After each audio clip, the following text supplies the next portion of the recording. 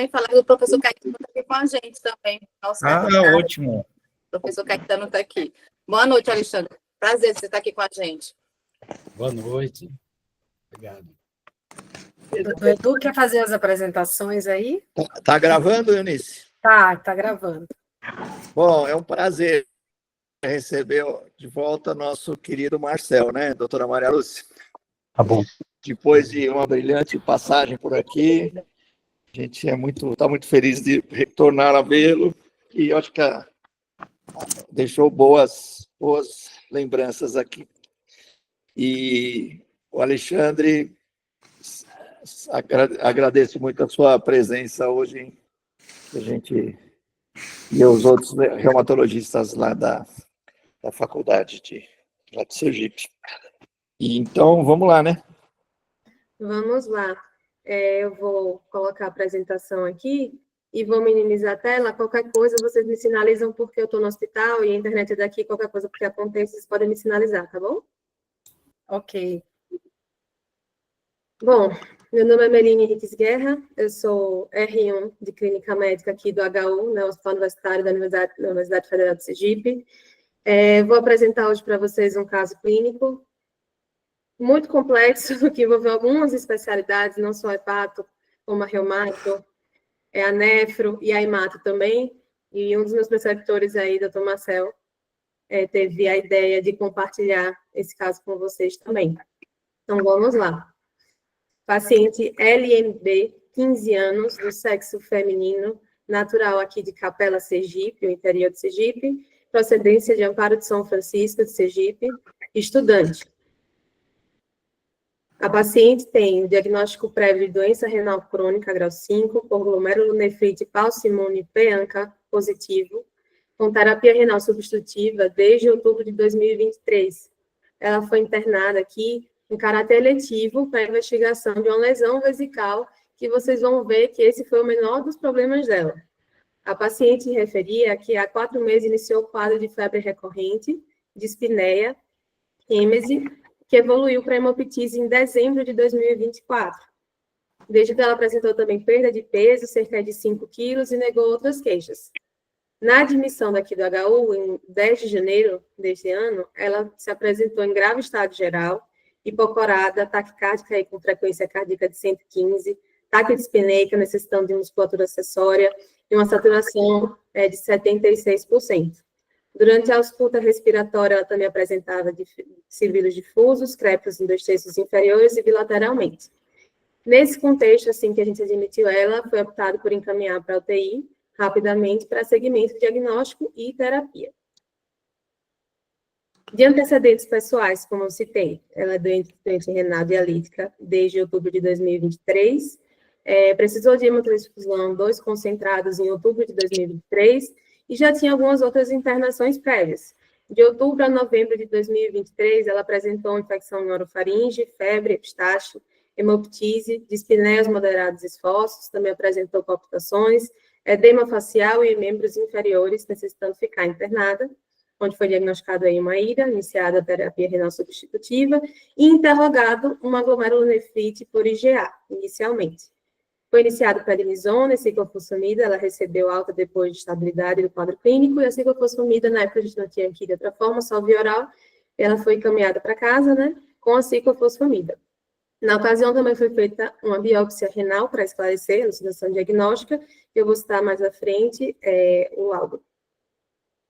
Em dezembro de 2023, ou seja, um mês aí após, a paciente evoluiu com déficit motor súbito, rebaixamento do nível de consciência e uma crise convulsiva. Na ocasião, foi realizada uma TC de crânio e também o líquido, que não evidenciou nenhuma alteração. Foi feita a ciclovir ceftriaxona, pensando em cefalopatia posterior reversível ou uma meningoencefalite viral, mas não conseguiu fechar o diagnóstico, mas a paciente apresentou melhora em CBO. Porém, nessa época, foi suspenso aí a ciclofosfamida. Então, a paciente chegou para a gente em uso dessas medicações, mas antes eu só queria deixar claro da história dela, que ela foi encaminhada, né, quando recebeu alta na primeira ocasião da internação, para o ambulatório da Reumato PED, daqui do HU. Mas a paciente não aderiu, né, não se apresentou em 2 consultas, E aí, só na terceira consulta, que foi feita, assim, a solicitação para internamento. Então, ela foi internada aqui para a gente em uso de esomeprazol, domperidona, dozetrona, sertralina, a fenitoína, que colocou devido ao quadro de crise convulsiva, previamente relatado, enalapril, furosemida, prednisona, complexo B e a tova. De histórico familiar importante, só a mãe que apresentava um câncer de tireoide desde 2017. Os demais familiares têm outras comorbidades. Na história admissional, Na história admissional, né, só o exame físico dela aí para ressaltar o que a gente notou de alterado. Foi uma frequência cardíaca de 115, uma frequência respiratória de 30, uma saturação de 95 já em máscara de Venturi a 30%. A paciente também estava bastante incorporada aí, 4 cruzes de 4. Na ausculta respiratória, tinha crépitos difusos, sibilos difusos também, e uso de musculação acessória. No abdômen, ele apresentava uma submacesa percussão em hipocôndrio direito e o traube ocupado. Extremidades, ela ainda apresentava um edema 2 cruzes de membros inferiores, mas os pulsos periféricos estavam presentes e simétricos. Eu ia falar para você parar agora, não coloca os exames, para a gente discutir história e exame físico. Quais são as ideias que surgem aí? Quer chamar aí, Edu? Eu não vi quem está aí. Aqui no exame físico, para parar? Isso. Então, você quer fazer um resuminho de 5 palavras aí da paciente, 15 anos? Isso, é uma paciente de 15 anos, que foi já internada outras vezes por causa de um edema e depois por sintomas neurológicos, fez uma imunossupressão, né, com a ciclofosfamida via oral, que evoluiu com insuficiência, sim, né, para a gente já chegou em insuficiência respiratória. A gente pensou, primeiro, uma possibilidade de tuberculose também. Não precisa fazer hipótese, não. Só para você fazer o resumo da história. Então, a paciente de 15 anos, que tinha umas internações anteriores aí, o quadro de edema, um quadro neurológico, que acabou evoluindo para uma insuficiência renal, e ela era, então, agora dialítica, né, pelo que eu entendi. Isso, desde 2023. Quadro último, ela estava com um quadro respiratório, acompanhado de hemoptise e febre. É isso? Então, tá bom. Então, agora vai perguntar aí. Não, espera, menina, volta para trás. É porque eu não estou vendo vocês. Deixa eu abrir para ver vocês também. A gente faz essa reunião, a gente vai parando, faz a discussão do caso clínico passo a passo, sem laboratório. Entendeu? Agora estou vendo vocês. A gente vai pedir para alguém que ouviu o caso todo dar uma opinião. Quem gostaria? Na minha frente está aí Érica. Não estou vendo nenhum residente. Oi, gente, boa noite. Você está me ouvindo? Estamos. Ah, tá.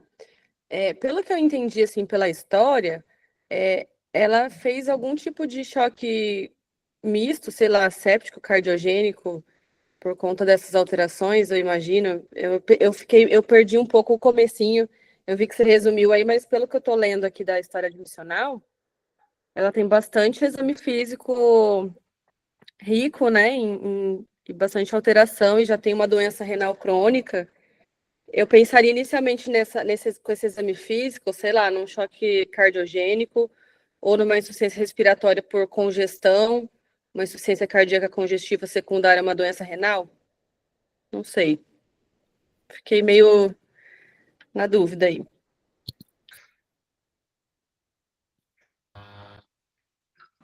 Legal. Alguém quer ajudar a Érica a aumentar as opiniões? Eu vou, então, pedir para o nosso querido professor Gama.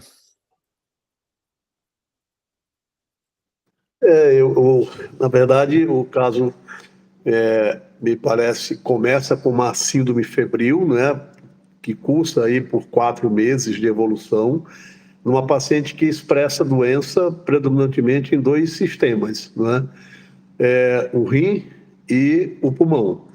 Previamente, ela já tem uma doença renal crônica dialítica, desenvolve agora manifestações respiratórias com hemoptise franca, e isso nos faz, obviamente, se a gente for alocar essa paciente em um diagnóstico sindrômico, a gente poderia pensar numa síndrome pulmão-rim, não é? E dentro desse conceito das síndromes pulmão-rim, não é? Numa moça de 15 anos de idade com essas manifestações clínicas que são predominantemente, obviamente, né, desses órgãos acometidos, e o resto, me parece, né, consequência do sofrimento desses órgãos aí, pulmão e rim, a gente poderia colocar, mas aí ela já deixa aqui para a gente, ela já dá anteriormente, né, um dado que é relevante, que é um marcador, que é o PEANCA. Ela fala que o PEANCA foi, não é, positivo. Então, a gente tem que levantar a hipótese diagnóstica dentro dessas síndromes pulmão-rim das vasculites ANCA, né? Então, esse é um diagnóstico diferencial que se impõe porque ela traz a história e ela já lança a mão ali da positividade do PEANCA. A outra doença que eu acho que deve ser incluída como diagnóstico diferencial é a síndrome de Goodpasture, porque ela tem uma doença pulmão-rim aí associada, e é uma moça jovem de 15 anos de idade que a gente não pode de forma nenhuma excluir nesse contexto clínico de uma doença sistêmica a possibilidade de lúpus eritematoso sistêmico. Eu acho que esses 3 grandes diagnósticos são imperativos para ela, né? É claro que se a gente foge desse âmbito aí das doenças da reumatologia, né, mas não num curso crônico como esse, né, a gente pensaria, existe as doenças que se marcam por leptospirose, que também fazem esse acometimento rim-pulmão, mas é um quadro muito mais agudo, né, e certamente mais catastrófico, às vezes, no curso natural da doença. Então, eu ficaria com essas 3 possibilidades diagnósticas: as vasculites ANCA, né, a doença de Goodpasture e lúpus eritematoso sistêmico em diagnósticos diferenciais aí, como doenças dominantes. Mas, né, ela já era dialítica, né, ela faz febre, ela tem hemoptise, então será que a gente está no contexto de uma síndrome infecciosa, tuberculose, como diagnóstico diferencial para esse quadro respiratório, juntando febre, juntando hemoptise? Mas eu acho que o objetivo maior é juntar, não é, os elos dos sinais e sintomas que são mais prevalentes e criar aí diagnósticos diferenciais que sejam aí mais relevantes para essa paciente. Então, a princípio, são essas as minhas impressões diagnósticas. Alexandre, doutor Gama foi bem? O doutor Gama foi brilhante em suas hipóteses, né, que no raciocínio clínico, né, pela conjugação de órgãos acometidos, faixa etária, talvez algo que tenha amarrado o meio spoiler foi o quadro Pauci-Imune da glomerulonefrite, né? Ela desenvolveu esse quadro, ela tinha 13 anos, então, né, se a gente for fazer os cálculos, é uma faixa etária que é muito mais suscetível à vasculite por IgA, que levaria a quadros de glomerulonefrite, porém, com imunofluorescência mais rica e predomínio da IgA. Lúpus seria um diagnóstico diferencial, como o Dr. Gama falou, e o Goodpasture, ele tem 2 ondas epidemiológicas, né? Uma no jovem, que dá mais síndrome pulmão-rim, e uma segunda, que é após os 60 anos, que dá mais glomerulonefrite isolada. Mas o X da questão que amarra o diagnóstico inicial é o Pauci-Imune. Claro que eu não sei de mais detalhes da biópsia, se ela era endocapilar, necrosante, se ela era crescêntica, né? Se no rim já existia uma contagem de glomérulos já globalmente esclerosados, né, ou seja, existem classificações para biópsia renal de ANCA associada. O ANCA 1/20, a rigor, isso foi do consenso de 1999, ele é considerado negativo. Ele é reportado para quem segue o título. O título mínimo do ANCA, como o do FAM é 1/80, do ANCA é 1/40. Mas, como o ANCA é um teste extremamente heterogêneo, você, quando muda o protocolo, muda reagentes, quem é 1/20 pode virar 1/80, 1/320, a gente acaba sendo tolerante quando vê um ANCA 1/20. Não esquecer que o FAM positivo pode dar P-ANCA, certo? Como falso positivo, principalmente em padrões que são mais homogêneo, quase homogêneo, então isso pode acontecer, por isso que na prática a gente acaba indo mais por MPO. Aí ela teve a intercorrência em dezembro de 23, que em 2 meses de ciclofosfamida a fez parar, né? Que pode muito bem ter sido infecciosa. Lembre-se que a ciclofosfamida oral, 2 por quilo, é o esquema do Anthony Fauci. Alguém conhece o Anthony Fauci, do NIH, que peitou o Donald Trump na pandemia, que foi ele foi super importante na AIDS, né, na investigação, nos ensaios clínicos. Ele que mudou a história natural das vasculites associadas ao ANCA. Na década de 70, ele era um jovem promissor, ele nasceu em 1940. Ele publicou no New England a mudança com o ciclo oral e corticoide, a mudança no prognóstico. Só que o ônus é muito grande da ciclo oral. Então, o maior ônus era infecção aguda, leucopenia com infecção não só bacteriana, né, pneumocistose, e no longo prazo, câncer de bexiga, síndrome mielodisplásica. Ele usava 1 a 2 anos. Ela usou 2 meses, se ela usou 100 miligramas, bateu em torno de 6 gramas de dose cumulativa. Não seria suficiente no adulto, né? Mas, teoricamente, ela tem uma lesão de bexiga e a gente não sabe como ela tomava essa ciclofosfamida. Pode ser um efeito colateral da própria ciclo. E aí, caminhando mais adiante, ela ficou sem a terapia e começou a ter 4 meses de evolução com quadro inflamatório sistêmico. E aí a gente entra no binômio, olha, eu posso estar diante de um quadro infeccioso no Brasil, tuberculose, com insuficiência respiratória e hemoptise sempre tem que ser descartado, ou eu posso estar diante, sendo o diagnóstico de uma ANCA associada com um perfil polingite microscópica, eu posso estar diante de uma reativação da doença com síndrome de hemorragia alveolar.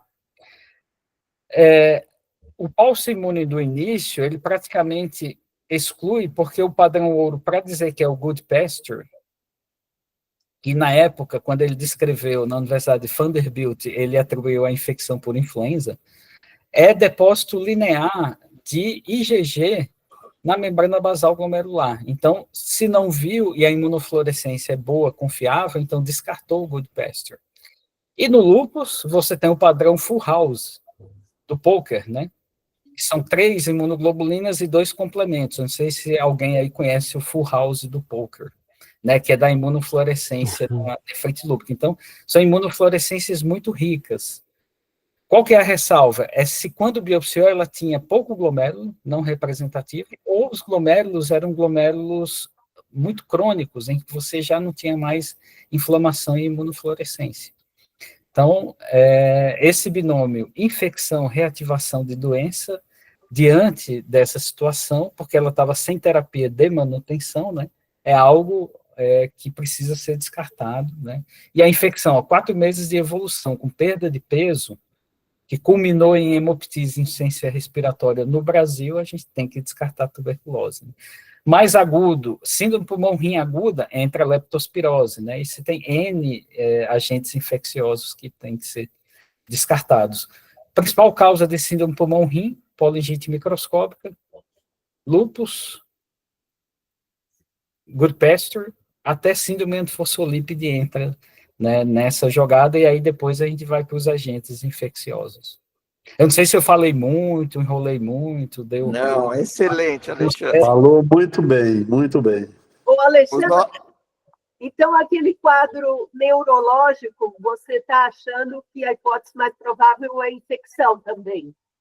É muito comum você fazer complicações infecciosas na terapia de associação de corticoide com ciclofosfamida, e durante essa terapia, uma reativação de doença no sistema nervoso central é mais raro. A própria polingite microscópica, ela gosta do sistema nervoso periférico, né? Não é impossível, na medicina a gente vai trabalhando com hipóteses e trabalhando com elas, né, daquilo que seria mais provável, e o mais comum é você ter a complicação infecciosa. A GPA, que é granulomatosa, ela gosta muito do sistema nervoso central, com paquimeningite hipertrófica, pode ter até massas compressivas no sistema nervoso, mas o exame de imagem mostraria. Um exame de imagem que não mostra, muitas vezes o líquor alterado, ele é mais indicativo de complicação infecciosa, né? Legal. Acho que o Thiago, alguns dos reumatologistas gostaria de também comentar nessa primeira fase da história e exame físico? Nossa, eu estou aprendendo bastante aqui com o Dr. Alexandre, vários insights bem valiosos. Nossa impressão em 2023, quando essa paciente ela já chegou na enfermaria já dialítica, e aí, por conta da idade, uma possibilidade foi, justamente, como o Dr. Alexandre comentou, a nefropatia por IgA. E aí, nesse período, ela fez a biópsia, foi optado pela ciclofosfamida oral. No período, a gente estava numa fase de desabastecimento da ciclovenosa. Por isso que, na época, foi optado pela ciclofosfamida oral. Só que aí, como a Meline comentou, a paciente depois, ela teve essa intercorrência da crise convulsiva, foi para outra urgência de outro hospital, e aí ela acabou que não teve o segmento aqui no hospital universitário, ela acabou perdendo a consulta com a reumatoped, só depois de um tempo que ela conseguiu retomar o segmento. Legal. Então tá. Eu acho que alguém quer fazer alguma outra pergunta? Ou vamos pedir para a Meline apresentar os exames? Vamos lá, Meline. Doutor Marcelo levantou a mão aí, alguma coisa foi sem querer, doutor Marcelo? Não foi, eu só queria comentar, não sei se o doutor Gama e o doutor Edu vai lembrar, essa questão do padrão Fullhouse como diagnóstico para lúpus, num paciente que a gente teve na época da pandemia, que era um paciente que tinha doença de Wilson, e ela começou a ter um acometimento renal.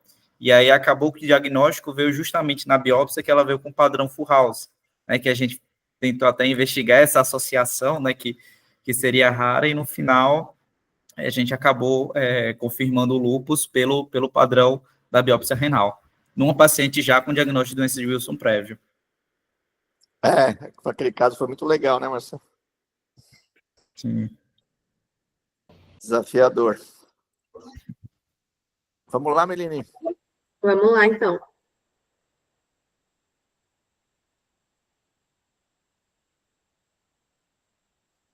E aí, os exames pré-admissionais, né? O que ela tinha antes de internar aqui dessa vez.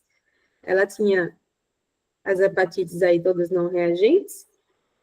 A biópsia renal, o resultado foi uma glomerulonefrite crescêntica em fase crônica, paucimune, com repercussão tubo-intersticial leve, 18 glomérulos esclerosados em 24 amostras, 6 glomérulos viáveis com esclerose segmentar, MPA moderada. Tinha um novo PANCA reagente, aliás, é o mesmo, esse ainda a gente repetiu depois, um PANCA reagente 1/20, PANCA não reagente, o FAN não reagente.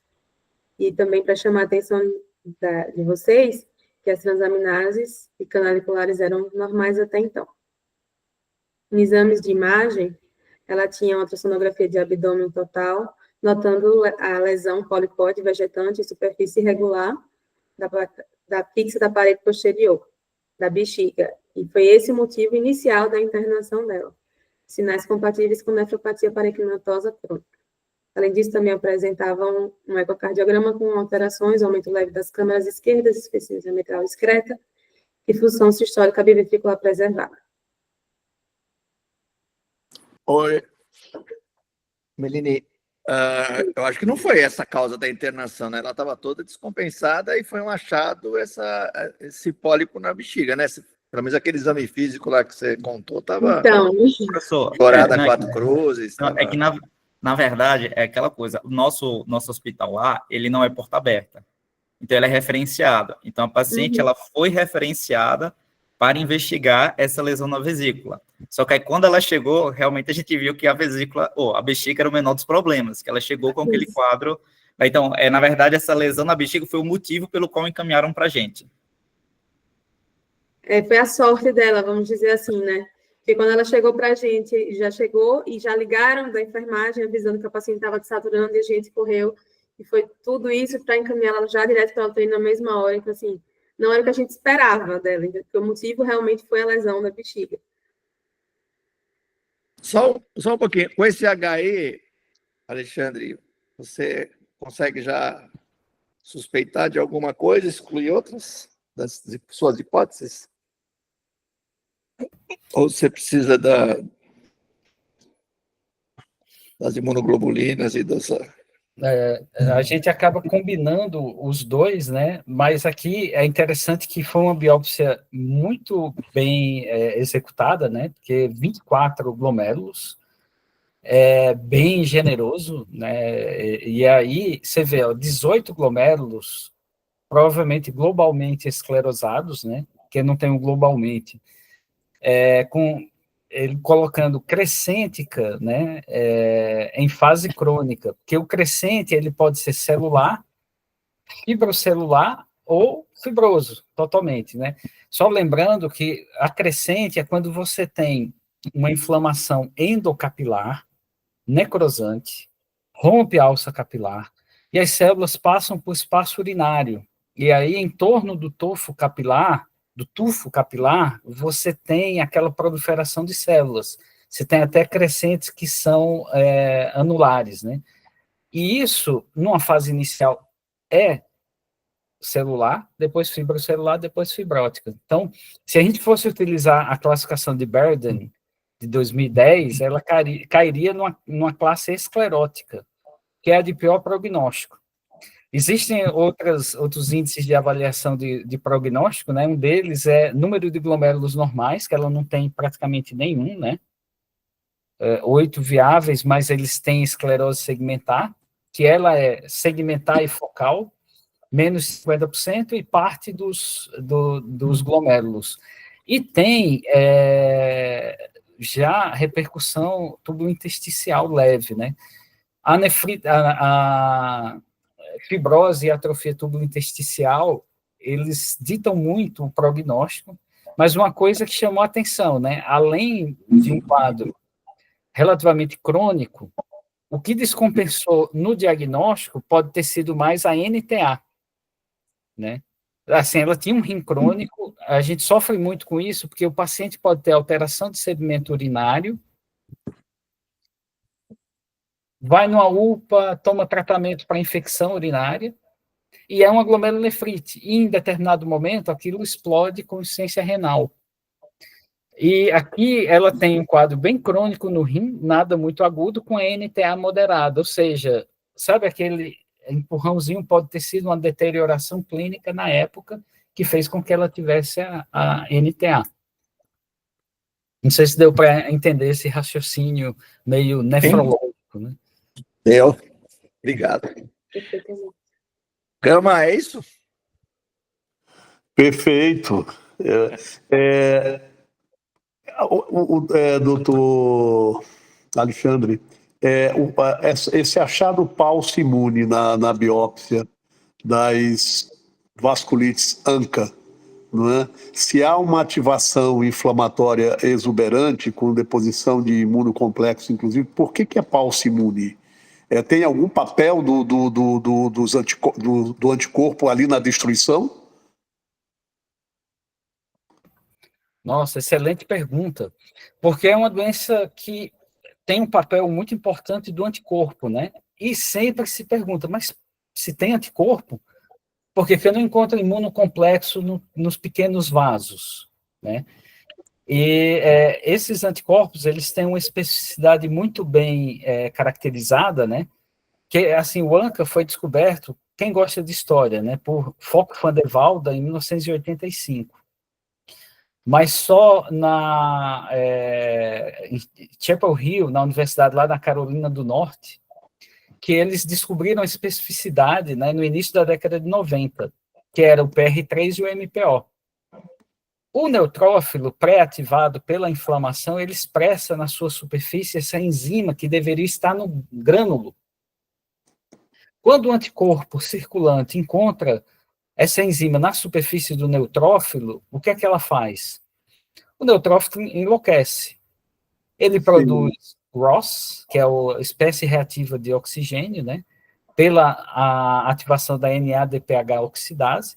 Ele degranula e ele vira o Homem-Aranha. Não sei se vocês gostam de filmes da Marvel. Minha esposa adora, eu fico horas assistindo com ela. Ele libera NETs, as NETs, tudo isso danifica o endotélio. O anticorpo é consumido antes, ele não deposita porque ele já foi consumido lá no coitado do neutrófilo, que se ativou, produziu espécie reativa de oxigênio, degranulou, né, ele tem muitas enzimas nos seus grânulos, isso danifica o endotélio do pequeno vaso, e ele produziu a NET.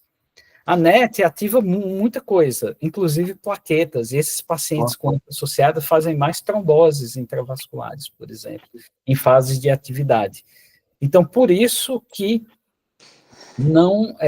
você não encontra o imunocomplexo na parede do vaso.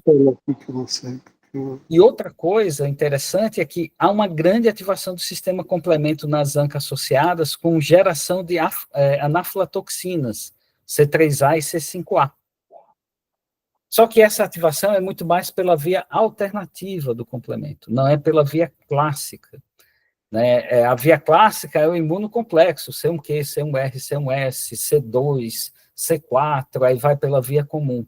Nas ANCA associadas é a via alternativa, com grande ativação dos neutrófilos pelas anaflatoxinas.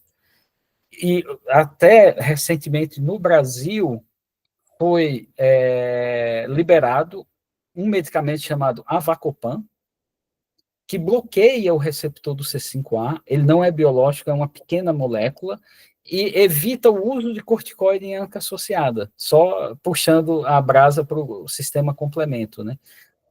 Existe grande ativação, então, da via alternativa, existe o Iptacopan, que está sendo avaliado fase 2 para ANCA associada, né, que inibe o fator B, e é um novo, que é uma pequena molécula, é um pequeno anticorpo, que a gente está participando da feasibility para trazer para o Brasil, que eu não sei, eu não saberia dizer o nome do medicamento, mas é um anticorpo contra properdina, que é uma substância da via clássica também, que vai ser testado, e a gente vai entrar nesse estudo em escala mundial, mas é fase 2 para ANCA associada, né? Ou seja, a importância do complemento, que não é pela via clássica, ativando o neutrófilo, e o neutrófilo sendo pré-ativado pelo ANCA, sem depositar imunocomplexo. Eu não sei se eu consegui responder, satisfazer a curiosidade do Dr. Gama.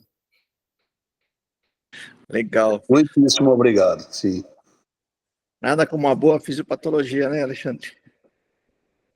Eu adoro fisiopatologia. Vamos lá, Menine.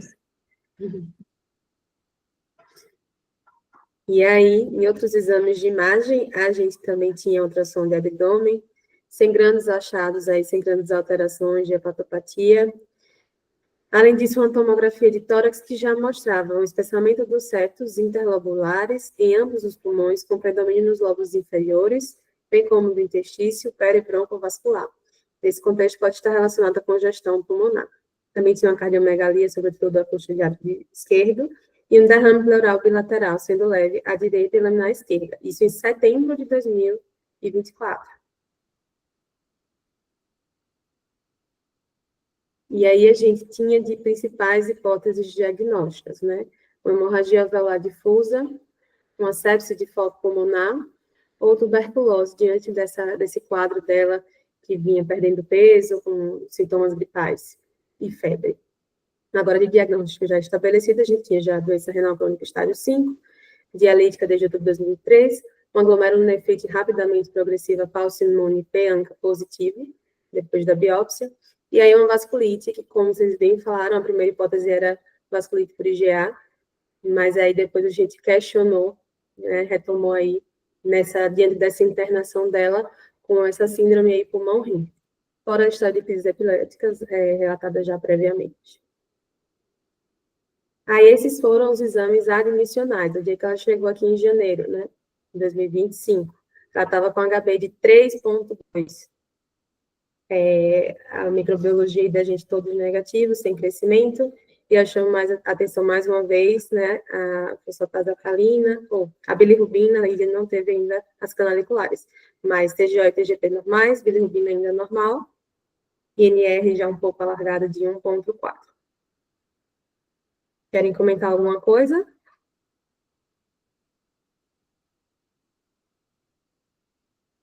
Então, vamos seguir. Só a hemoglobina, Isso. com neutrofilia, porque está normal, o resto está tudo normal. Tá bom. É isso, né, gente? E ainda de admissão, ela tinha uma radiografia de tórax, que veio assim para a gente. E a gente confirmou o diagnóstico de hemorragia alveolar mesmo, né? A paciente já estava com as papeladas todas prontas para ir para a UTI, a gente seguiu. E a TC de tórax do dia seguinte, mostrando aí para a gente esse quadro pulmonar de maneira mais clara.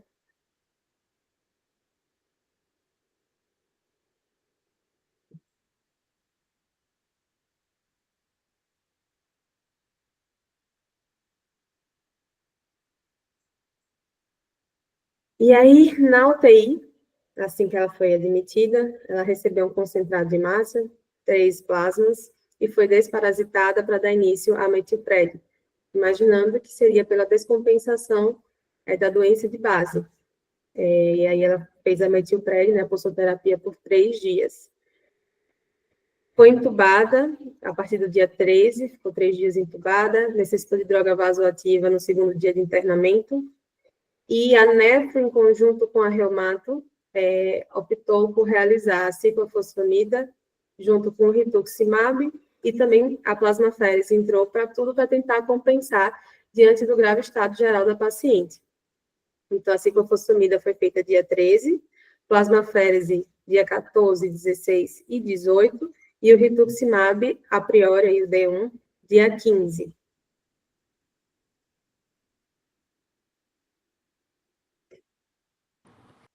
E esse... Bom, até aí os gastroenterologistas não estão entendendo. precisavam ser ouvidos. Eu imagino. Mas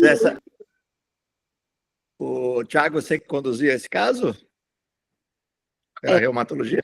Então, fui eu e o Thiago, sou a Regina, que sou a supervisora aqui da residência. Oi, Regina. Tudo bom? E o Thiago também me ajudou muito, assim, como pessoa da nefro e da hemato, né? Então, assim, esse caso foi bastante desafiador, né, para a gente. A princípio, a gente queria fazer apenas o rituximab, associado à metilpred, né, que nos protocolos a gente tem essa como terapia de indução. Mas, como ela também estava com risco de vida, né, o quadro da hemorragia alveolar, e a gente não tem o rituximab com, assim, facilidade aqui no HU, né, não temos um protocolo para vasculite, apesar de ser indicado, né, como tratamento, mas a gente não tem. Então, a gente precisou solicitar pelo hospital. E a gente fez a ciclofosfamida e acho que por bênçãos, a gente conseguiu o rituximab rapidamente, porque senão a gente vai fazer só a ciclofosfamida. E tinha aquela lesão vesical também, que a gente estava um pouco receoso. E a gente fez realmente, né, a ciclofosfamida e o Ritux, e junto com a hemato, apesar de não ser, né, Alexandre, a plasmaférese talvez não seja uma indicação ainda, né, isso nos novos guidelines, mas quando tem risco de vida, a gente tem que fazer, né, aí a gente optou de fazer também a plasmaférese. E ela teve uma resposta excelente. Isso. Tão boa que o raio-x da evolução tá aqui. Ui, deixa eu voltar. Passou mais que deveria. Dia 10, no dia 12 ainda não estava tão legal, mas no dia 16 a gente já consegue ver uma boa melhora da imagem. Ô, Meline, eu acho que o HB, ela teve um HB mais baixo, né? Porque o que você mostrou aí estava de 10, né, hemoglobina. Não, o HB foi de 3,2. Eu não vi ali, não. 3,2. Hematócrito, desculpa, eu tinha visto errado ali. Tudo bem. Desculpa, Meline. Olha. Deixa eu voltar.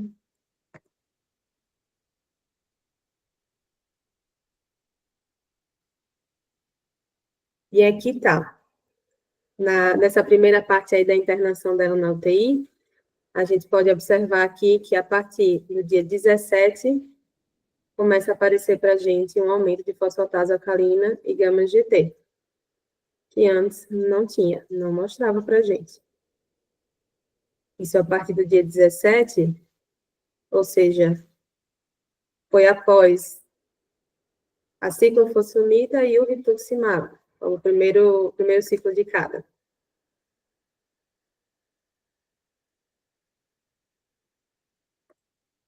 Com raio-x dando uma boa limpada.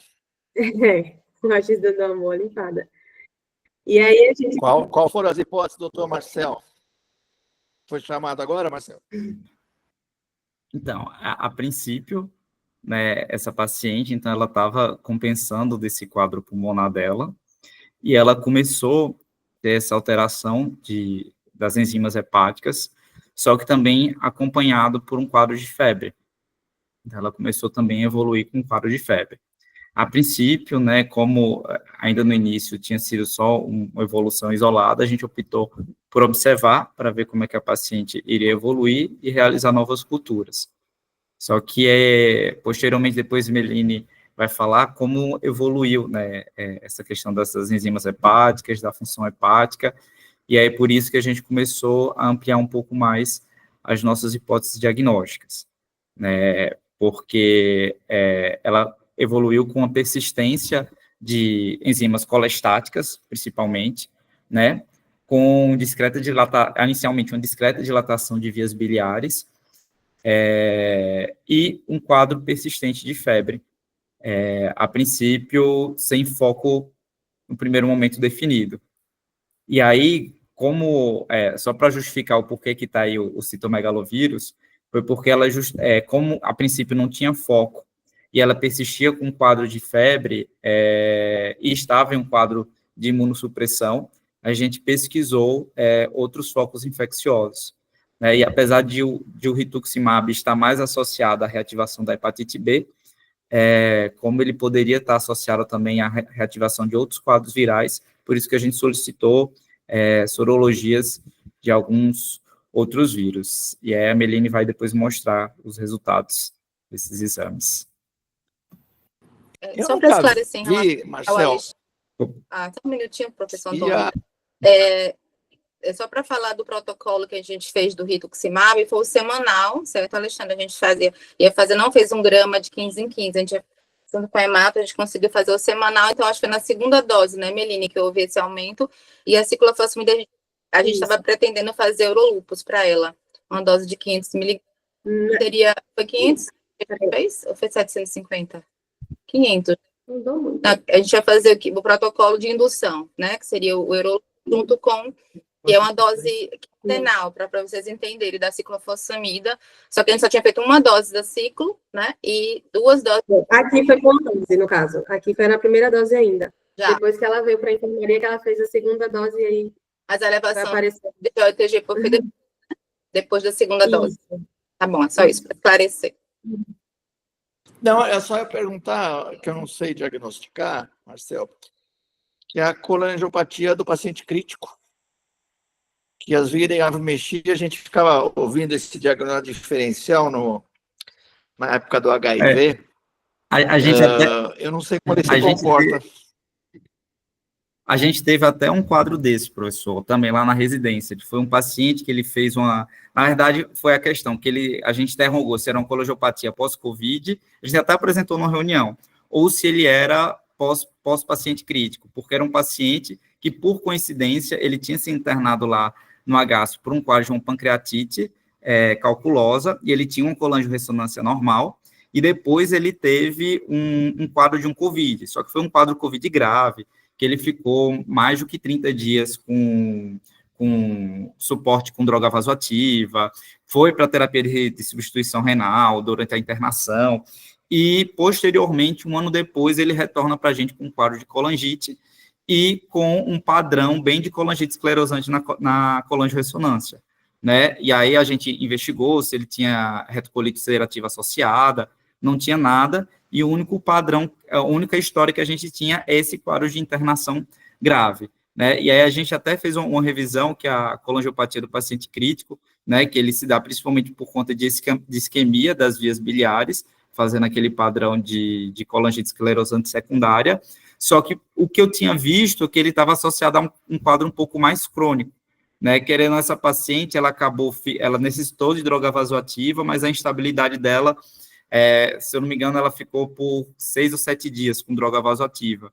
Então, a princípio, a gente não achou que pudesse ser por conta disso pelo tempo, se seria suficiente para gerar uma lesão só por essa instabilidade. O que a gente pensou é se pela própria vasculite, se isso não poderia causar um quadro de isquemia também ali nas vias biliares, e isso sim acaba causando também, contribuindo para essa lesão colestática.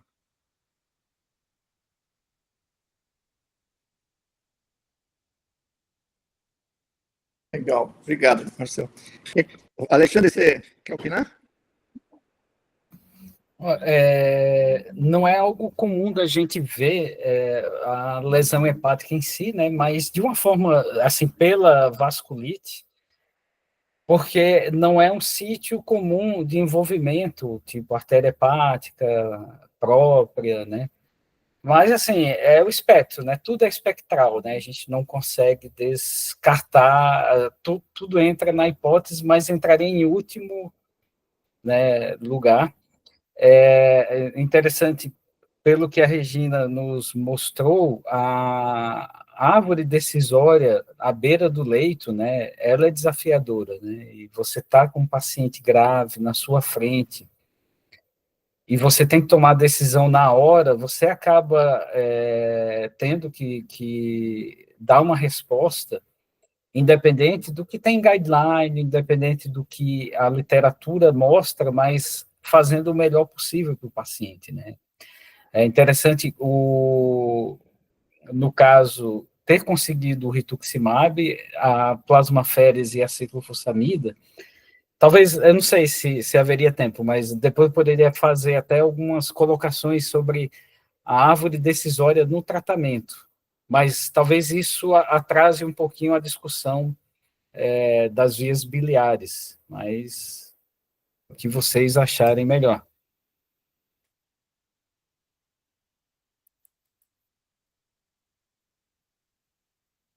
Legal. Bom, vamos em frente para ver o que deu, né, Melina? Vamos lá.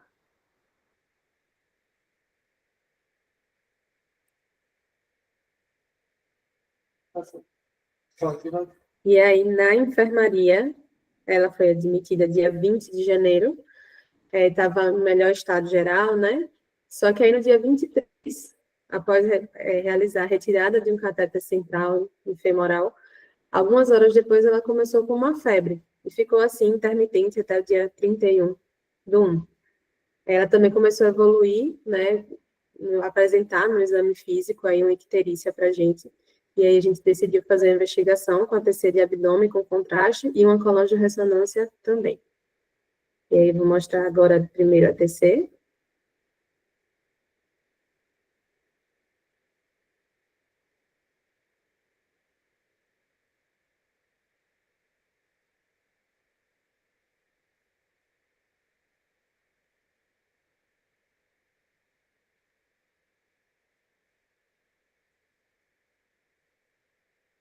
E o laudo, um edema difuso do subcutâneo, moderada quantidade de líquido livre no abdômen, uma vesícula biliar de paredes espessadas, com conteúdo material hiperdenso adjacente à sua parede, questionado um pólipo ou uma calculose. Dilatação e espessamento parietal das vias biliares intrahepáticas, associada a pequenas hipodensidades arredondadas mal definidas no parênquima hepático, considerar a possibilidade de processo inflamatório infeccioso. Querem que eu volte para o exame?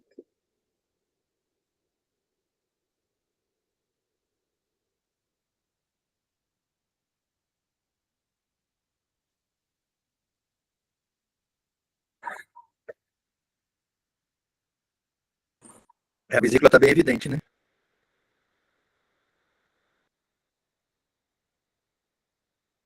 Aqui foi a colangio, que veio logo em seguida. As imagens que a gente conseguiu.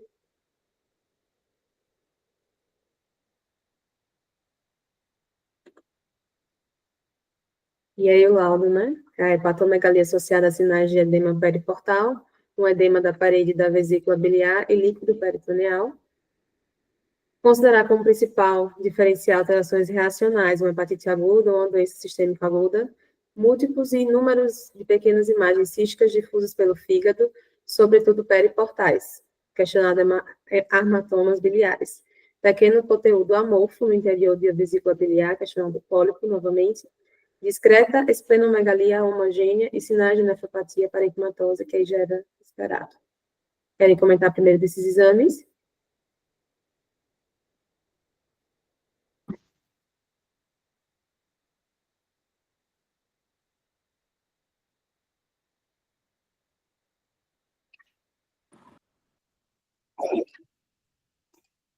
A vesícula está... O que você pensou aí, Marcelo? A princípio, a gente ia A vesícula está a chamando a princípio, atenção. né, como não tinha nenhum fator obstrutivo, a gente pensou mais em um quadro reacional mesmo, né, pelo quadro sistêmico da paciente ou por um quadro de infeccioso. Então, a gente procedeu aí à realização de culturas, né, para buscar algum foco. Isso. Agora, a martobiliar fica esquisito, porque parece céu estrelado. Isso aí não tem céu estrelado para achar que tem coisas císticas nessa. Apesar de estar pequenininha aqui. Tem um pouquinho, sim, tem. Agora que eu ampliei aqui. Aqui.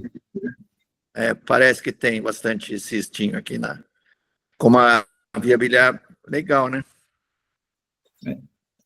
Mas, a princípio, isso seria um achado, né, professor? Assim, foi mais uma outra coincidência aí dessa paciente. Mais um diagnóstico. Mais um diagnóstico. E ela parecia estar congesta, né, Marcel? Um fígado grande, ela é demasiada, apareceu ascite, né? Vocês tinham lá já um pouco de derrame pleural também. É que ela é dialítica, né? Pode ser que não estivesse também adequadamente dialisada, né? Não fosse consequência só da doença. Estava num processo inflamatório aí importante e ela acabou ficando bem congesta também, né? A gente sabe que a congestão também é uma causa de elevação de enzimas canaliculares, mas eu acho que esse nível que vocês tiveram ultrapassa um pouco o que a gente costuma ver em congestão hepática, né? Mas que ela estava congesta, ela estava. E esse edema, professor, até ela também começou a evoluir com hipoalbuminemia, né? Não só pelo processo inflamatório, de uma maneira geral, né? Então, acho que isso também acabou contribuindo para ela ter esse quadro também de edema. Lembrando que ela também estava apresentando ainda uma febre intermitente, né? Então, nesse meio tempo, a gente também solicitou hemoculturas. As duas primeiras vieram negativas. E, no decorrer, aguardando a terceira hemocultura, porque a febre persistia, e o leuco aumentando também, ela evoluiu com uma dor torácica pleurítica aí também. Mas aí, no exame físico, a gente identificou um atrito pericárdico, fez uma ressonância magnética cardíaca e constatou uma pericardite. E o padrão da pericardite, assim, pelo que se viu na ressonância magnética, era de um padrão autoimune, né, segundo o laudo. Isso dia 29. Quando foi no dia 1º de fevereiro, saiu aí, enfim, a nossa terceira hemocultura positiva, finalmente, com a Acinetobacter baumannii, e a gente iniciou para ela o meropenem, ampicilina sulbactam, e a gentamicina, que pelo antibiograma era sensível. Mesmo assim, né, depois de alguns dias aí com a antibiótica terapia, o leuco dela continuava aumentando, chegou até mais de 40 mil. E aí a gente rediscutiu ela, inclusive com a hemato, e optamos por introduzir a vancomicina, pensando em abranger também um enterococo resistente. E foi aí que a febre começou, né, a parar um pouco para a gente se aliviar, né?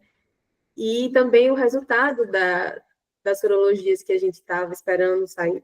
O IgG para citomegalovírus veio reagente. Apesar do IgM ter vindo não reagente, a Infecta orientou a gente para a gente pedir o PCR, porque o IgG podia estar soroconvertendo, já que ela é uma paciente imunossupressa.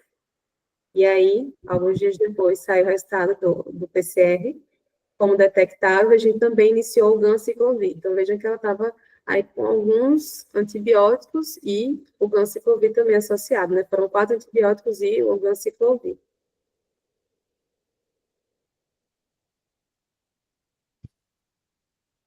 Ainda assim, tratando a paciente, ela fazia algumas intercorrências, como um ataque cardíaco, uma palpitação, e se queixava, vez ou outra, de uma dor epigástrica, mesmo a gente mantendo, né, o IBP. Até que no dia 17/2, ela evoluiu, né, com o episódio de hematêmese aí, uma hemorragia digestiva alta, e a gente fez uma endoscopia. Ela voltou a apresentar febre, e assim ficou até o dia 20, pelo menos. Aí o resultado da endoscopia. Uma escoriação superficial, no esôfago distal, questionado aí se foi por esforço de vômito, sem mais achados significativos.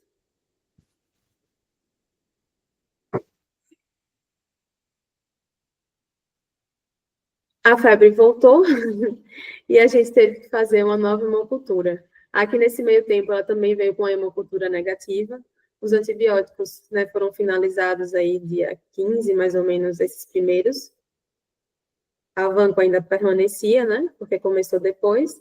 E a febre voltou cerca de 48 horas após. A gente pediu uma nova hemocultura, e aí sim veio com a Klebsiella MDM, e introduzido um novo esquema de antibiótico terapia, né, porque o antibiograma mostrava resistência a tudo, com ceftazidime, avibactam e astreonam. Eu vou... Posso fazer uma pergunta? Sim. Nesse contexto atual, dessa febre que não melhorou com nenhuma medicação e tudo mais, em algum momento vocês pensaram em endocardite para ela? Pensando. Ah, sim. Para ela, para vigiar mesmo se aparece alguma vegetação, mas até então não apareceu, mas a gente pensou sim, e continuou fazendo o eco semanal para ela.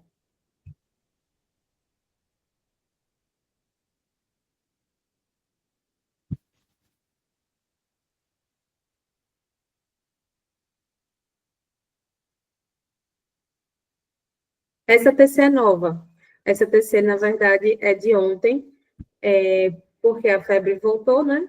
As canaliculares dela continuaram a aumentar, eu vou mostrar depois em um gráfico certinho para vocês visualizarem o percurso, né, como aconteceu. As canaliculares continuavam aumentando, chegou a mais de 3 mil aí de fosfatase alcalina, mas o TGO e TGP, as transaminases, depois de algumas semanas do rituximab feito, a segunda dose, né, a gente viu que ela baixou. O que realmente persistia eram as canaliculares, que eu vou mostrar no gráfico. Vou só voltar para mostrar a nova TC. A Infecta orientou que a gente repetisse a TC de abdômen para comparar com a antiga, para ver a persistência do foco, porque já que estava fazendo...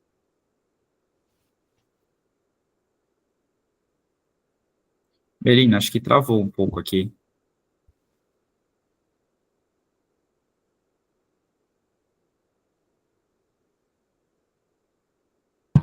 Ô, Marcel, lá no início nós consideramos TB, né? O que foi feito para TB no caso dela? Eu vi que estava o microfone desligado. Lá na UTI foi feita pesquisa, foi feito o TRM, que veio negativo, então foi feita a investigação para tuberculose. Se eu não me engano, acho que fez até lavado também. O TRM foi do lavado broncoalveolar, que veio negativo.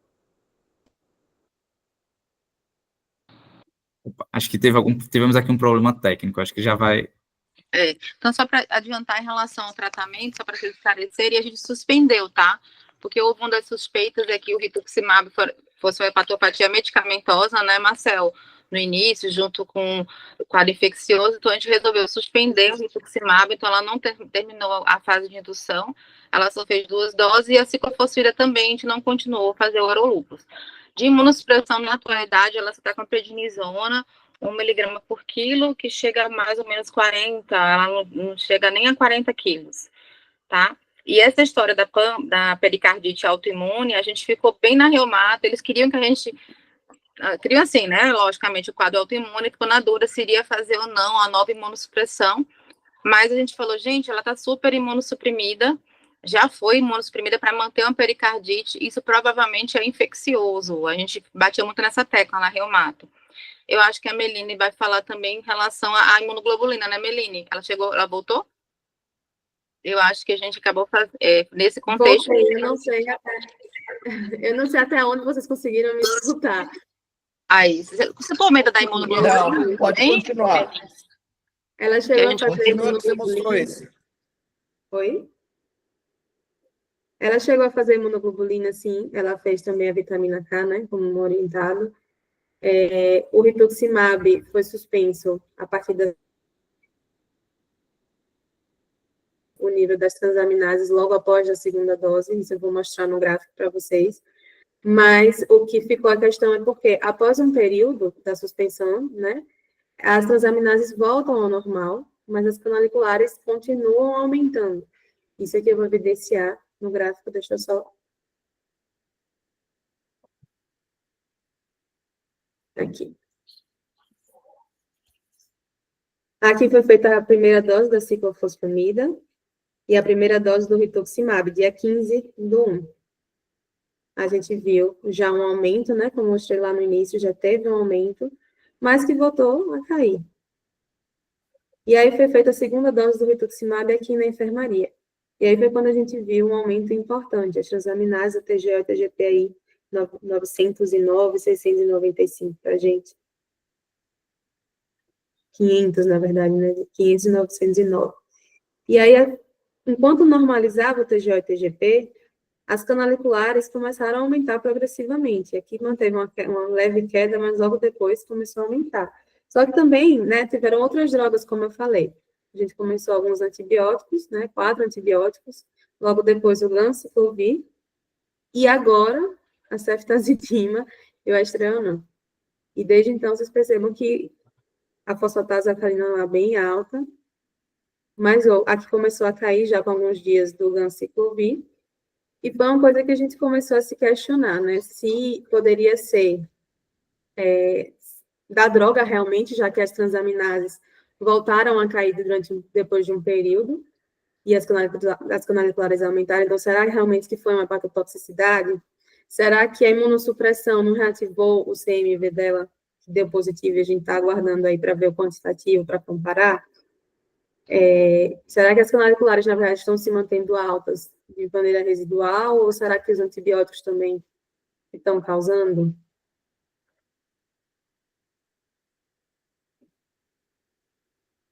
Aqui, em relação à albumina, o NR dela, que começou a largar e desde então também continua largado, e as bilirrubinas, que teve um aumento aqui importante, que foi quando a gente identificou no exame físico que ela estava ictérica, mas em alguns dias normalizou. Esse foi o período justamente que a gente começou a fazer, né, os exames de imagem e investigar mais, porque ela apresentou interesse para a gente, além de uma hipoalbuminemia.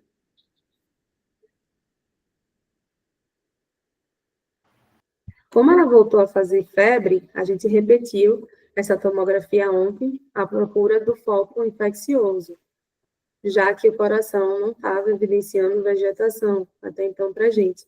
Ela segue sem uso de catéter central, ela tem uma fístula em membro superior, e não tem sinais também de infecção. Durante a hemodiálise, ela não apresenta febre calafiosa, a febre dela continua de maneira intermitente. E a gente já observa aqui, deixa eu voltar aqui, um aumento novamente, das transaminases após introduzir a nova antibiótico-terapia, que é o ceftazidima e o estravanol. Então, esse é o cenário que a gente tem hoje dela, né? É uma infecção por hemocultura confirmada, com Klebsiella multiresistente, aí um MDM. O início da antibiótico-terapia ontem, todos os antibióticos são ajustados para a função renal dela. A paciente segue sem febre há 5 dias, em bom estado geral, assim, clinicamente, ela não dá, as pessoas olham para ela e nem acreditam que ela tem isso tudo.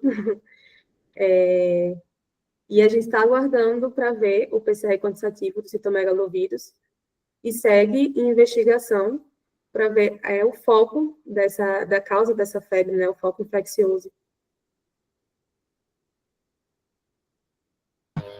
Mas ela está Meline, sem febre agora. Meline, só que ela teve o último foco, que foi essa hemocultura positiva, que foi dessa Klebsiella, né? E aí, depois que foi introduzido o novo antibiótico, que ela ficou afebril. Não é isso? Não, na verdade, antes, ela já não, 2 dias antes da gente iniciar, ela já não estava mais apresentando febre diária, né? Ela sempre apresenta febre intermitente, é isso que confunde um pouco a gente.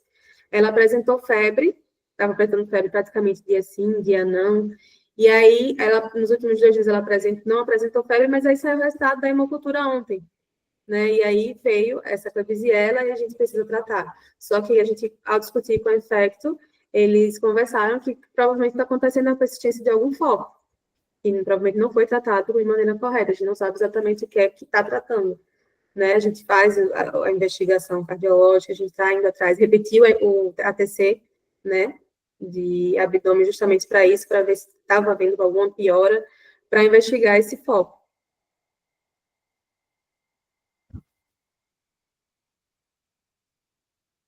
Entendi.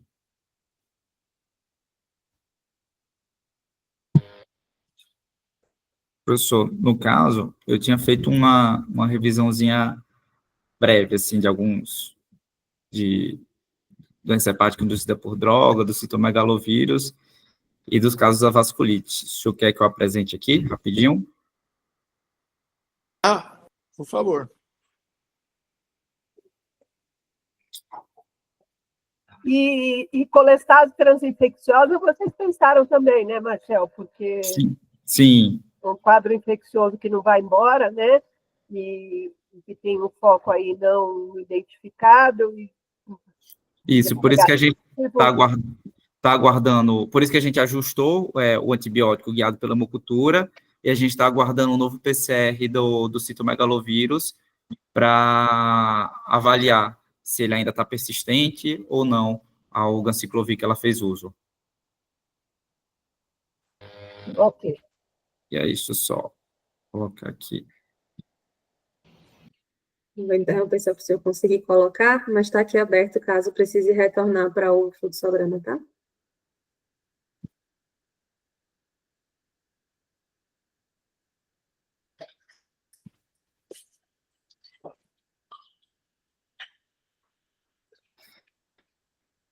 Então, eu acabei fazendo uma breve revisão um pouco aqui da literatura sobre essa paciente, né, buscando para ver o que a gente poderia pensar para ela, né, a princípio, nossa primeira hipótese, como tinha sido uma doença hepática induzida por droga, né, só contestando o porquê, né, já que tem, é uma entidade que tem uma prevalência muito grande, principalmente pacientes internados, corresponde, em dados de prevalência americana, a 5 a 10% das internações por icterícia, sendo responsáveis por 50% das hepatites fulminantes. E, além disso, né, a hepatite tóxica, né, ela acaba sendo a principal causa de retirada de drogas do mercado. E o grande desafio, né, quando a gente tem frente a uma doença hepática induzida por droga, é saber quem é o paciente que vai ter essa lesão e qual medicamento foi o responsável, né? Então, para isso, a gente pode utilizar de ferramentas como, por exemplo, o LiverTox, que ele reúne, né, dados da literatura a respeito da toxicidade de alguns medicamentos, né? Já se sabe que existem alguns fatores de risco para determinados pacientes estarem mais suscetíveis a lesão hepática induzida por drogas. Em relação à idade, são os extremos, né? Então, pacientes muito novos ou pacientes muito idosos. Em relação ao sexo, parece que o sexo feminino ele é mais propenso a ter hepatite induzida por droga. Se questiona se os hormônios, né, sexuais femininos têm alguma relação por isso, mas não é nada muito bem definido, né? Além disso, de novo, quando a gente parte para os extremos, né, tanto a desnutrição quanto a obesidade são fatores de risco. A presença de doenças infecciosas e inflamatórias também aumenta a suscetibilidade, bem como o uso de diversas drogas, né? A questão da interação medicamentosa é outro fator importante. As lesões hepáticas, elas podem ter tanto o mecanismo de lesão por toxicidade direta ou idiosincrática, né, nesse caso, desenvolvendo semanas após o uso da medicação, de maneira imunomediada, e como protocolo, né, do padrão de investigação, a gente sempre tem que descartar outras causas, né, então, entre elas, infecciosas, a própria autoimune. Então, antes da gente pensar em uma lesão induzida por droga, a gente tem que lembrar de descartar outras causas para essa possível lesão hepática. A evolução da doença hepática induzida por droga, ela pode ter um curso crônico, né? Por isso que faz com que um paciente com lesão hepatocelular, ele deva ser acompanhado por no mínimo 3 meses, e a gente sabe que as lesões colestáticas, ela tem um curso um pouco mais prolongado, necessitando de acompanhamento por no mínimo aí de 6 meses. A lesão hepática induzida por droga, ela pode ser um gatilho para o desenvolvimento de uma hepatite autoimune-like, né? Além disso, ela pode evoluir com outros padrões de lesão, como uma síndrome de veno-oclusiva, esteatose hepática, hiperplasia nodular regenerativa, peliose, e em quadros mais crônicos, inclusive, ser um fator de risco para a evolução para a cirrose. As drogas que estão mais associadas à doença hepática tóxica são a amoxicilina com clavulanato, a sulfametoxazina com trimetropina e a azitromicina. Por outro lado, a imunomediada está mais associada à nitrofurantoína. A gente se questiona muito quando que devemos realizar biópsia nesses pacientes. Normalmente, a biópsia hepática ela é restrita nos casos em que existe dúvida a respeito do diagnóstico, né? Só que muitas das vezes ela acaba não sendo realizada por contraindicação do quadro clínico, né? Então, até a gente se considerou a realizar para essa paciente, só que a gente não, como não temos disponível biópsia transjugular, a gente não achou que a paciente tivesse condições, fosse o momento ideal para realizar uma biópsia para ela nesse momento. E aí, fazendo uma pesquisa das medicações que ela fez, né, quais poderiam estar associadas, o rituximab, ele se associa a elevações leves a moderadas de aminotransferases em torno de 10 a 15% dos pacientes. Mas, normalmente, a literatura relata que são alterações autolimitadas que resolvem até mesmo com a continuidade do tratamento. Porém, a maior parte da lesão hepática, por sua vez, está associada com o risco de reativação de hepatite B, né, sendo esse o principal fator de risco para a lesão hepática. Só que também existem relatos de reativação de outras infecções virais, que foi o que motivou que a gente pesquisasse, né, outras infecções para a nossa paciente.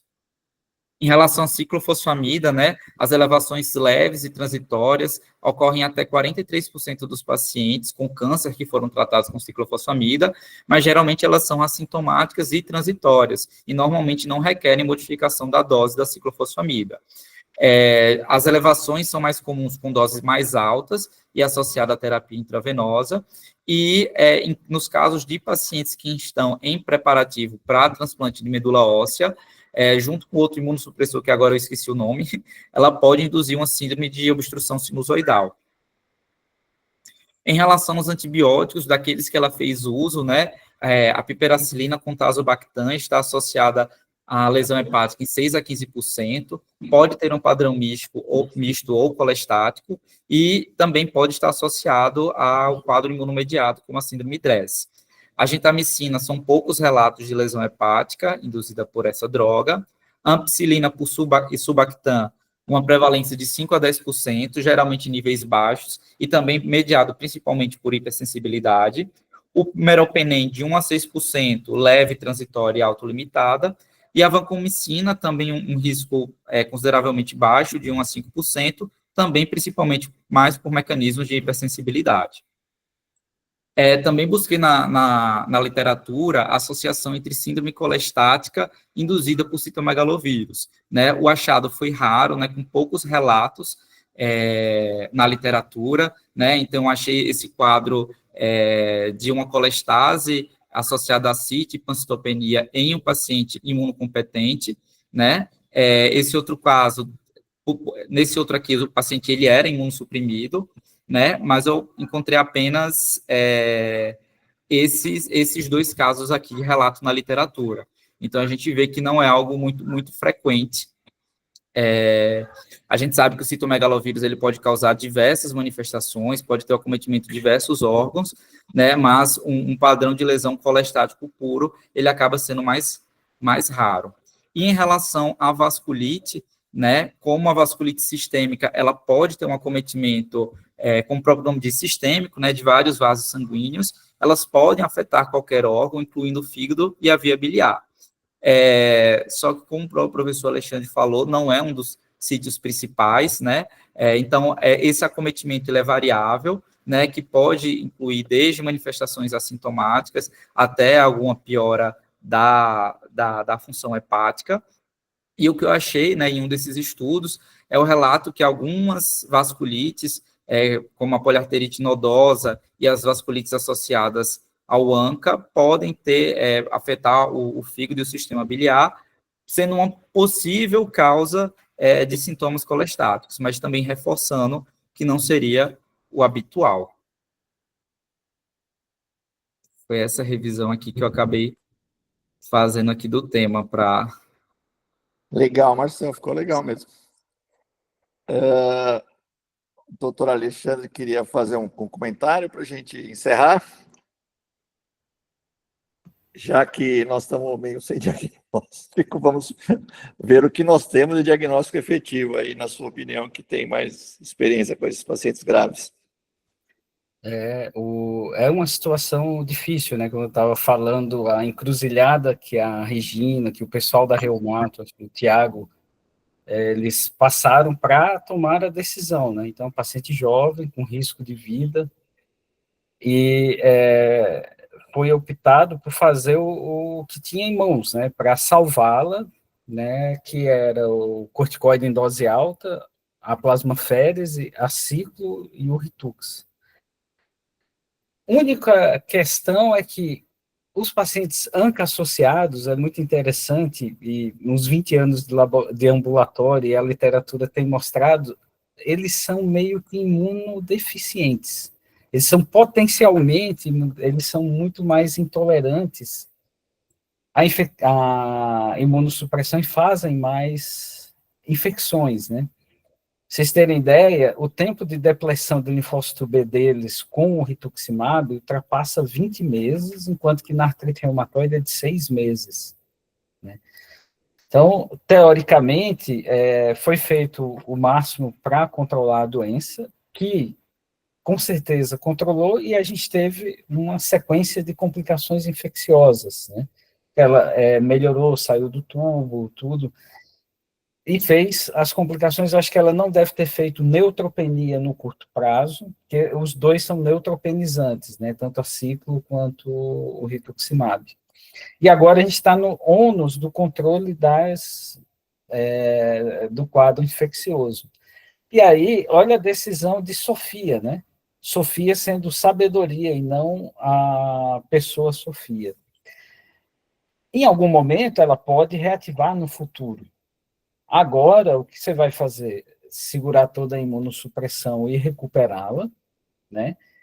E a decisão mais difícil, vamos desmamando o corticoide, que terapia de manutenção eu faço para ela com segurança, né? Então, a terapia de manutenção com segurança seria aquela que não causasse mais transtorno e pudesse fazer com que ela não experimentasse mais reativação grave, porque ela vai reativar em algum momento. Os pacientes vivem anos e anos e anos. Eles reativam, porém, eles morrem mais rápido de infecção, né? Então, essa a decisão mais complexa. Se ela depletou o linfócito B e entrou em remissão com BIVAS de 0 e controlou a infecção, eu seguraria e deixaria em 6 meses para fazer 500 de Ritux, sem mais nada.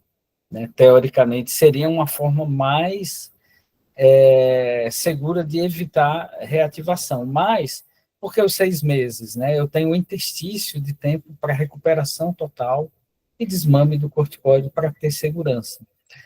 Uma alternativa, que é inferior ao rituximab 500 miligramas a cada 6, seria da azatioprina. Porém, a azatioprina é uma caixinha de surpresa para o fígado. A gente já teve reunião aqui em que a paciente tinha jepa e teve, eu não sei se foi uma peliose hepática, eu não lembro do caso, era uma paciente da pneumo, e que teve uma toxicidade bem canalicular com azatioprina, ou seja, seria uma...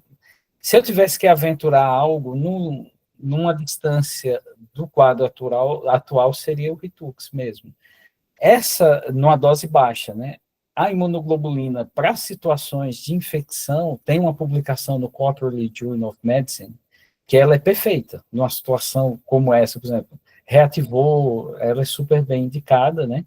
No longo prazo, ela dá mais reativação, mas aí você entra com outras medicações. A plasmaférese, que a Regina acabou, é uma das maiores controvérsias nas vasculites associadas ao ANCA, por quê? Gastou-se uma fortuna fazendo um ensaio clínico com 700 pacientes seguidos por 4 anos. E não deu diferença fazer plasmaférese para nada, né? Depois eles fizeram uma meta-análise que viram que fez diferença na glomerulonefrite rapidamente progressiva, creatinina acima de 3,5.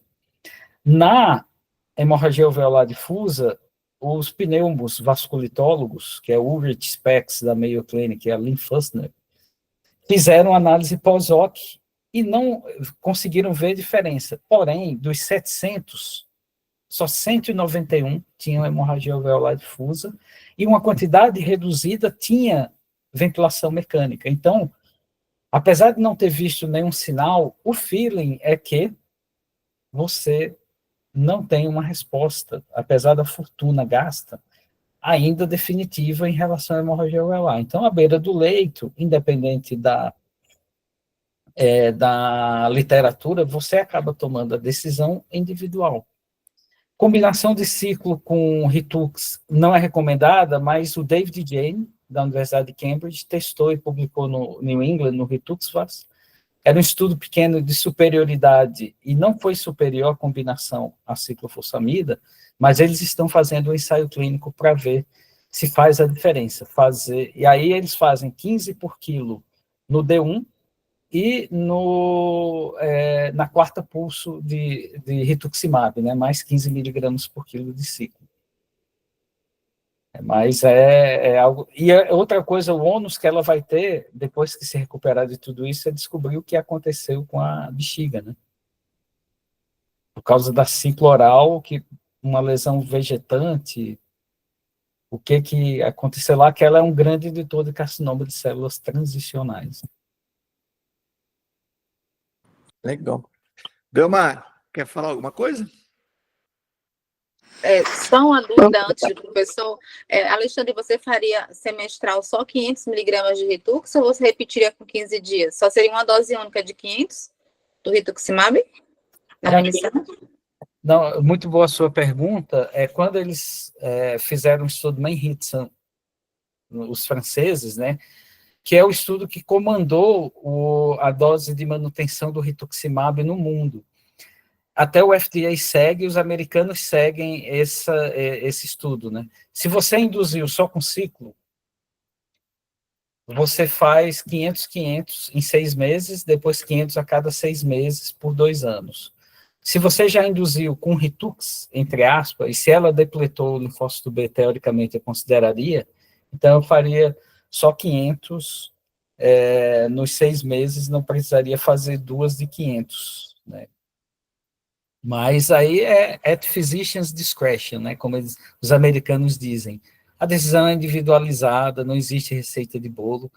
com tanto medo de complicação infecciosa e pela situação que ela passa, eu tenderia a usar o 500 a cada 6 e segui-la, né? E seguir ANCA e mais na frente IgG, né? 1/5 faz hipogama com infecção bacteriana grave, e a antibiótico profilaxia com o velho Bactrim previne infecções graves sem sulatum, né, nesses pacientes. Aí teria que ser ajustado para quem é dialítico. Legal. O Marcel tem uma pergunta antes, Gama? Não, professor, eu queria só fazer a conclusão que acabou ficando para o quadro, né, hepático da paciente, né? Então, a gente acabou considerando essa lesão colestática como multifatorial, tendo um componente tanto infeccioso quanto reacional desse quadro inflamatório sistêmico dela. O que chamou nossa atenção foi justamente o padrão colestático, né, que desde o início ele se mostrou como predominante, inclusive até parecia que essa paciente tinha uma dilatação de vias biliares intrahepáticas, não sei o quanto que isso, os amartomas, se isso poderia ter alguma relação ou não. Foi sim aventado, eu vi que foi uma pergunta aqui nas questões, a questão do Ursacol, né, que a gente vê na literatura que, apesar também de não ter dados muito concisos, mas que ele pode ser utilizado nas lesões colestáticas, só que, infelizmente, a gente também não tem disponível no serviço. E aí, por isso que a gente acabou não fazendo, tentamos evitar outras drogas hepatotóxicas, seguimos com monitorização da função hepática dela e tentativa do controle aí do quadro infeccioso. Então, acabou ficando essa nossa conclusão para o quadro, para essas elevações dela. Concordo. Perfeito, também concordo. Acho que o Gama queria falar. Não, eu acho que é um caso muito muito interessante, muito complexo, e é um desafio para todos. Mas eu quero aproveitar, eu não sei só, Marcelo, se eu não consegui acompanhar depois a sequência dos exames, a gente está falando de uma paciente com uma doença autoimune, que faz uma doença hepática no curso de um quadro infeccioso. A ideia da colestase transinfecciosa eu achei muito atrativa naquele momento mais agudo da doença infecciosa, mas vocês fizeram autoanticorpos para as colestases? Fizemos, professor. Tudo negativo. Tudo negativo, né? Acabou e aí não colocando ali. Aquele fluxograma que eu coloquei era até por ter comentado, era para ter comentado isso. A gente fez, né, para aventar na possibilidade de hepática induzida por drogas, tendo que excluir outras causas, a gente também solicitou a questão dos autoanticorpos. Perfeito. Aí eu só aproveitar, doutora, para fazer uma pergunta para o doutor Alexandre. Todas as vezes que a gente discute ou vê uma aula de deficiência de alfa-1 antitrypsina, lá no espectro de manifestações de adoecimentos daqueles pacientes, tem a descrição de que eles são mais propensos a fazerem vasculites ANCA. Por que essa associação é mais prevalente nesses pacientes? A alfa-1 antitrypsina tem algum papel de inibição da patogênese desses anticorpos? Boa pergunta. Eles encontraram num estudo de GWAS, que é Genome-Wide Association Study, né, em que eles genotiparam mais de 500 mil SNPs pela plataforma Affymetrix, né, um sinal no SERPINA, que é um gene que codifica alfa-1 antitrypsina, um SNP que é um polimorfismo de nucleotídeo único, né? Depois, a própria Lynn Fussner, que é essa pneumologista, fez um estudo que era exatamente com as variantes genéticas comuns da alfa-1 antitrypsina, e ela viu uma maior frequência dos que têm tendência à deficiência. Porém, ela não encontrou associação clínica palpável, né? A alfa-1 antitripsina, ela é um inibidor de proteases, né? Então, por exemplo, você pode ter proteases soltas, como o tabagismo inibe a alfa-1 antitripsina, você faz o enfisema pulmonar, digamos, né, pela destruição de proteínas alveolares, tudo, pelo arcabouço. Então, seria um elemento a mais a ajudar na fisiopatologia, né? Nesse mesmo GWAS, eles encontraram associação com HLA-DQ para GPA, ou para GPA não, para PR3-ANCA e HLA-DP para MPO-ANCA, né? Para presenças. Apenas um detalhe genético dentro da inteligentíssima pergunta do Dr. Gama.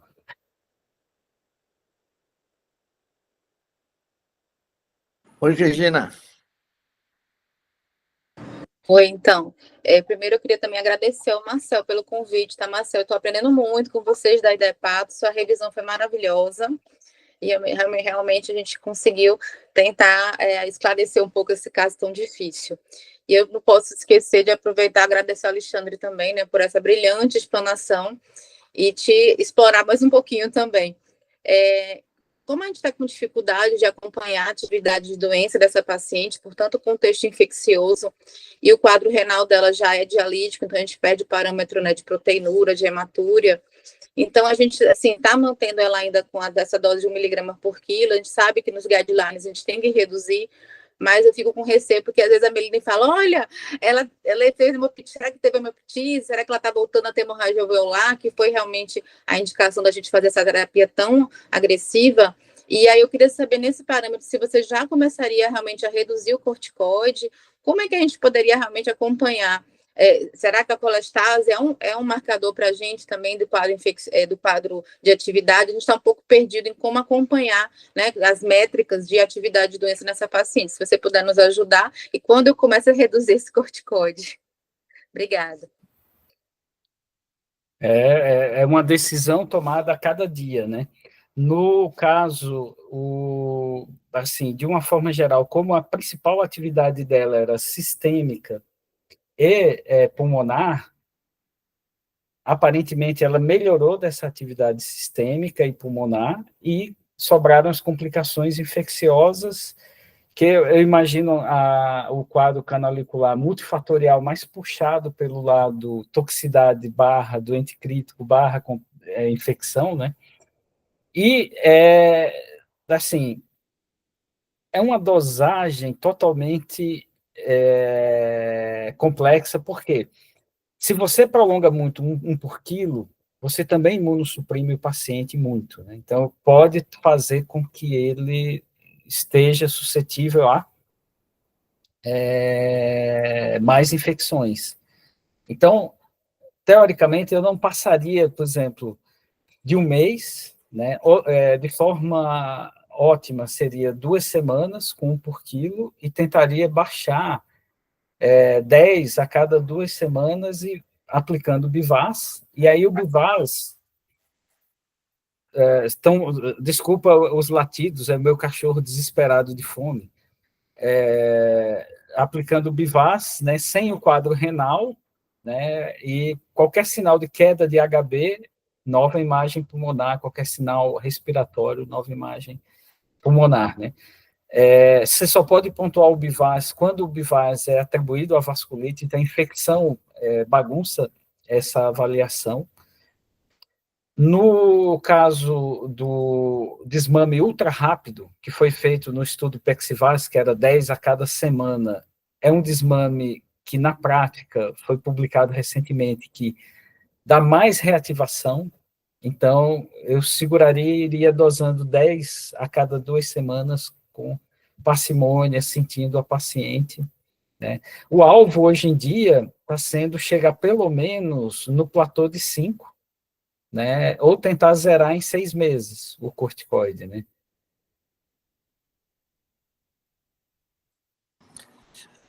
Alexandre, quem é o Bivaz? Birmingham Vasculitis Activity Score. Ele é um instrumento de avaliação desenvolvido pela Universidade de Oxford. Esse Bivaz, ele pontua tudo aquilo que ocorreu no último mês, como piora, né, ou persistência da vasculite nos últimos 3 meses, mas no último mês, exacerbação ou nova manifestação clínica. Ele é validado, né, ele é usado em ensaios clínicos e na prática diária, existem calculadoras de BIVAS, só que ele é uma lei do tudo ou nada. 0 é remissão, 1 é atividade. E aí o pessoal tem desenvolvido instrumentos de resposta à terapia que são melhores para acompanhar em ensaios clínicos, né?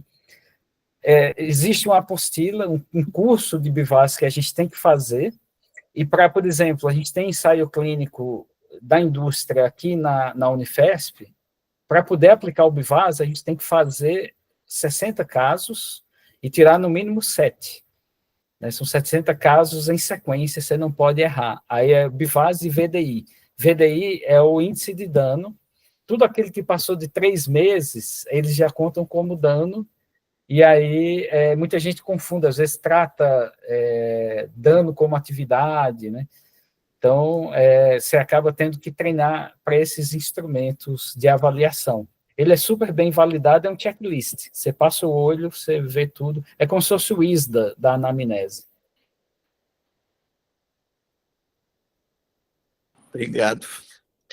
Bom, gente, eu queria agradecer a Meline pela apresentação, pela Regina, pelo Thiago, né, e que ajudaram a nossa reunião, e agradecer muito ao doutor Alexandre Wagner por ter aceito o nosso convite, e ao Gama, que adora esse assunto, né. E eu vou pedir para a nossa chefe, doutora Maria Lúcia, encerrar a reunião. Marcel, você é demais.